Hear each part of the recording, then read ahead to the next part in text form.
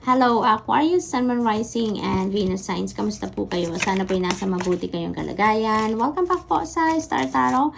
Kung bago kayo rito, welcome na welcome din kayo. Thank you po sa inyong support. I truly appreciate it and God bless you all. Tingnan po natin ngayon ang mga messages din for October 29 to November 4. Paunang mensahe ni Aquarius woman dealing sa relationship with a woman. This could be anyone sa buhay ninyo, Aquarius. That could be your mom, that could be your boss, that could be your grandma, that could be your aunt, no, that could be your friend, that could be anyone.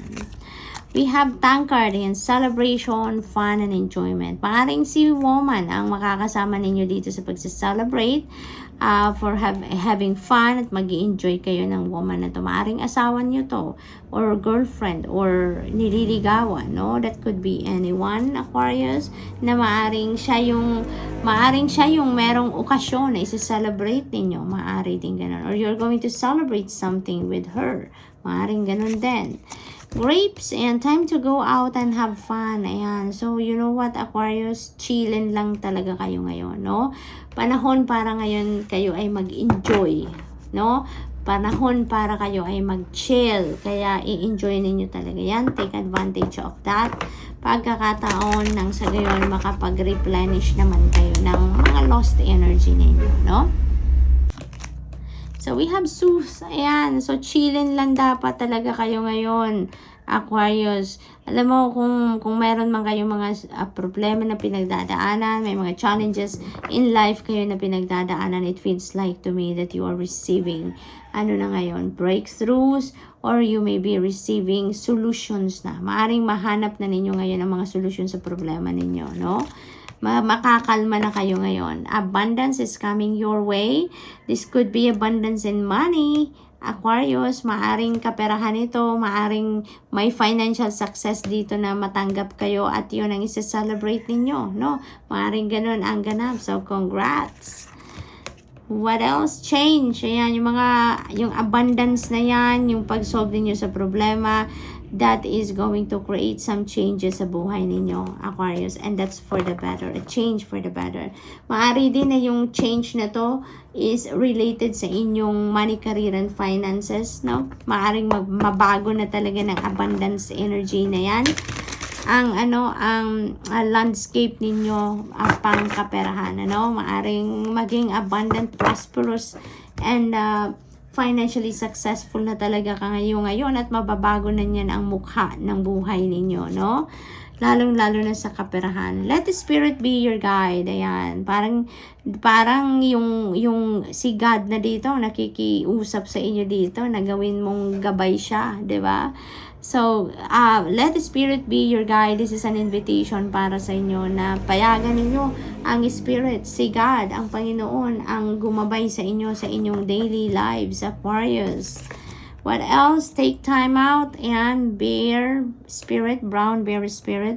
Iniimbitahan kayo dito na mag-chill lang kayo. Now, take a time out. And it feels like to me that you are going to, kasi meron na nga tayo ditong time to go out and have fun. Dito din, may celebration and have fun. So, it feels like to me na nasa na talaga ninyo, nasa plan na ninyo siguro ang pag-have fun ngayon, pag-i-enjoy.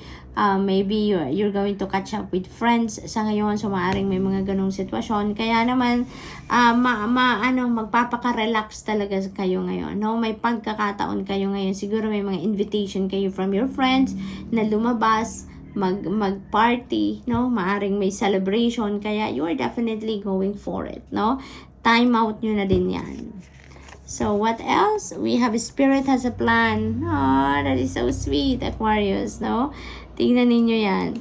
Iniimbitahan kayo ng Spirit dito na parang gawin mo akong gabay, no? Hayaan mo akong gabayan kita, Aquarius. Parang ganun ang sinasabi niya sa'yo. Kasi, meron din siyang plano para sa iyo, 'di ba? Yung God has a plan for every one of us. God has a divine plan, a sacred plan for each and every one of us. Kaya ito yung reminder sa inyo, no? Na baka nakakalimutan ninyo na God has a plan for us, no? ang lahat ng bagay na nangyayari sa buhay natin, that is according to the divine plan, no? May mga bagay na pinipilit natin mangyari pero hindi nangyayari because maybe it's not part of the divine plan, diba? Kaya ito parang ini-instill muli sa isip ninyo ng through this card, no, ng divine universe na meron divine plan para sa inyo. God has a sacred plan for you, Aquarius. Kaya mag-trust ka lang sa Kanya. Allow God to be your guide in your everyday lives, no, sa buong buhay mo, dahil kung ano ang para sa iyo, yun ang ipapadala sa inyo. Kung ano ang best para sa iyo, yun ang plano niya para sa iyo, no? Kaya you have nothing to worry about. You don't have to worry kung may mga bagay man na ginusto ninyo na hindi nangyayari, because maybe talaga that is not for you at this time, or maybe that is not part of the divine plan. But rest assured that what is best for you is what God is planning for you, no? Yun ang ihahatid sa iyo kung ano ang best para sa iyo. So we have 6 of feathers. Ayan, you are moving on. Beautiful, moving on. Ang iba sa inyo dito, nasa isang sitwasyon siguro, or nanggagaling kayo sa sitwasyon na medyo hindi masyadong maganda. It's no longer healthy for you. You're not happy there anymore. At kaya you are moving on. You are moving from troubled waters to calmer waters, no? Napakaganda nito kasi maglalakas loob kayo dito, Aquarius, to break free from whatever is unhealthy. Kung whatever is toxic situation, you are moving away from that. You are choosing yourself, your happiness, your peace, your sanity, your well-being dito. Kaya magmo-move forward na kayo. There is travel involved dito as well for some of you, Aquarius. Maaring physically lalayo talaga kayo, geographically lalayo talaga kayo sa sitwasyon na to, no? And may ano dito, may excitement ako na feel for you dahil makaka-break away na kayo from whatever unhealthy situation this is, at excited kayo sa pupuntahan ninyo, no? Excited kayo sa sisimulan ninyong bagong buhay dito. So good for you, no? What else? We have 9 of branches. Ayan, so don't give up, Aquarius. Tandaan ninyo yan. Kahit anumang hirap, anumang pagod ang nararamdaman natin, if we have a goal na gusto nating ma-accomplish, gusto nating ma-achieve, let's just continue on with that, no? Lagi lang tayong magdadasal, lagi tayong hihingi ng tulong sa Divine Universe and the rest of our spirit team, at they will come to the rescue. Tutulungan na tutulungan tayo. If that goal is for us, if it's for our highest good, susuportahan at susuportahan tayo ng Panginoon, ano? Huwag kayong mawawalan ng pag-asa. Remember, let Spirit be your guide. Yung nakikiusap na dyan sa inyong spirit, ang Divine Universe, na gawin ninyo siyang gabay, no? So ask for His guidance so that matulungan kayo kung ano nararapat na ninyong gawin. But this one, no, this is telling you to not give up. Kahit anong pagod ninyo, no? Take a breather, magpahinga muna kayo ng konti, but never give up, no?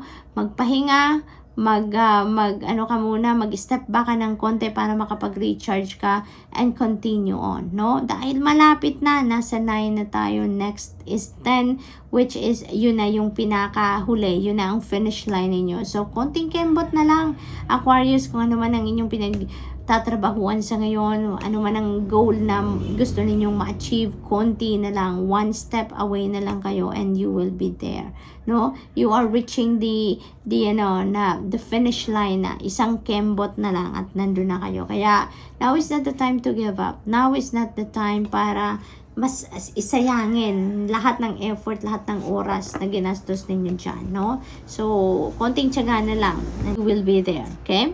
So, we have Scorpion, 5 of branches. Ayan, so maaring nalilito na talaga kayo ngayon din, no?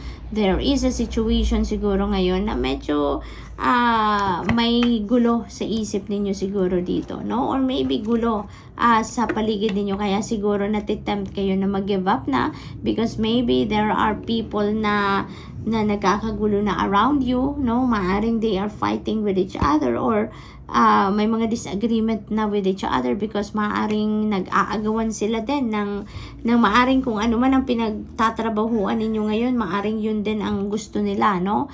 But ang napipick up ko dito, hindi ka directly involved with these people na nagkakagulo, na nagdidiskusyon, na kung ano man, may sarili kang agenda eh. Yun ang akin napipick up dito, no? So don't mind them, no? Don't mind them, just continue on with what you are doing kasi nalalapit ka na doon sa inyong tagumpay, sa isa finish line na you're trying to reach, no?